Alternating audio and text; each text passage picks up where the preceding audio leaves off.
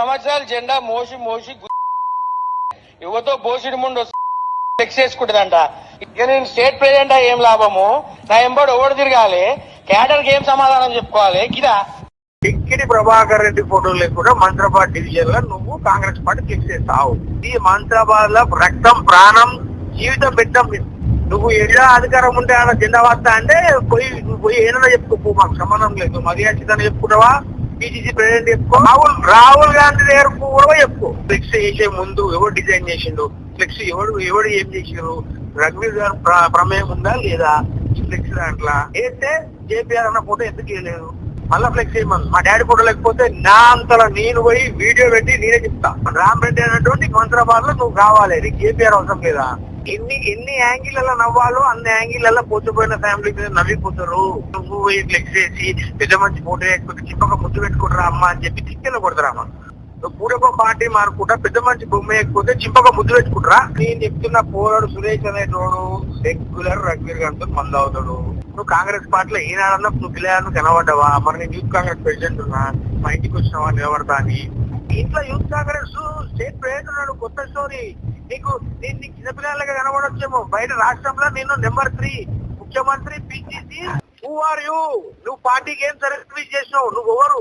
నువ్వు టీడీపీలో ఉన్నప్పుడు మా డాడీ కదా నీకు కనవాపు తీసుకొచ్చింది. అధికారం కోసం కాంగ్రెస్ కి బీఆర్ఎస్ లో పోయినావు. నేను అడుగుతున్న కృష్ణ యాదవ్, నీకు సిగ్గు శరం ఉంటే మా నాయన నీకు బీసీ అయితే నీకు టికెట్ ఇస్తా అన్నాడు కదా. నీకు టికెట్ ఇస్తా అన్నాక భోజుడికే నువ్వు అయ్యే ఫోటో అయ్యవా? పిసిసికి చెప్పు, ముఖ్యమంత్రికి చెప్పు.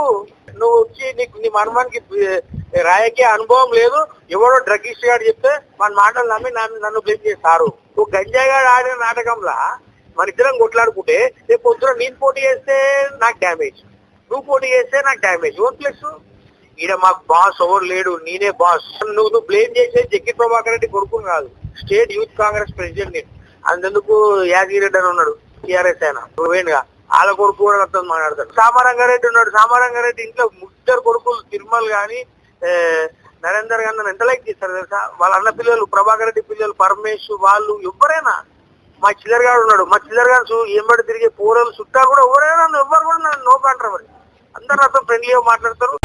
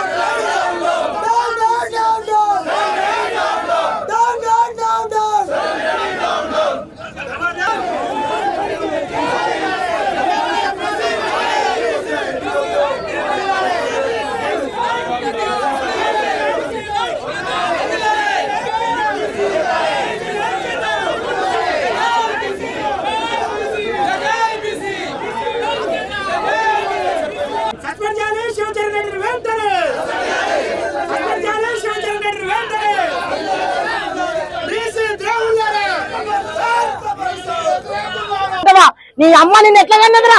ఉండా కొడుక, వేసిండా కొడుక. ఒక నీ అమ్మమ్మ వయసు ఉంటుందిరా, అలాంటి ఆమెను పట్టుకొని ఈ రోజు బోసిండా ముండా అని మాట్లాడతావా? అరే దమ్ము ధైర్యం ఉంటే నిజంగా నీ మొగోడు అయితే మాది ఉండదా నీది ఉండదు అంటున్నావు. నీ 6% ఉంటుందా, మేము ఉంటామా? బరిలో దిగితే కదా తెలిసేది. ఇప్పుడు బహుజన వర్గాల మీద అనుచిత వ్యాఖ్యలు చేసినటువంటి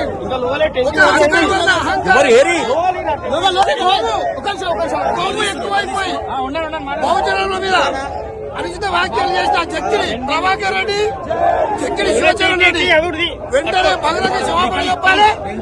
ఈశ్వర్భాయ్ యాదవ్ గారు ఎల్బీ నగర్ కాన్స్టిట్యూన్సీ ఒక పెద్ద దిక్కు, అందరికీ మాతృ సమానరాలు.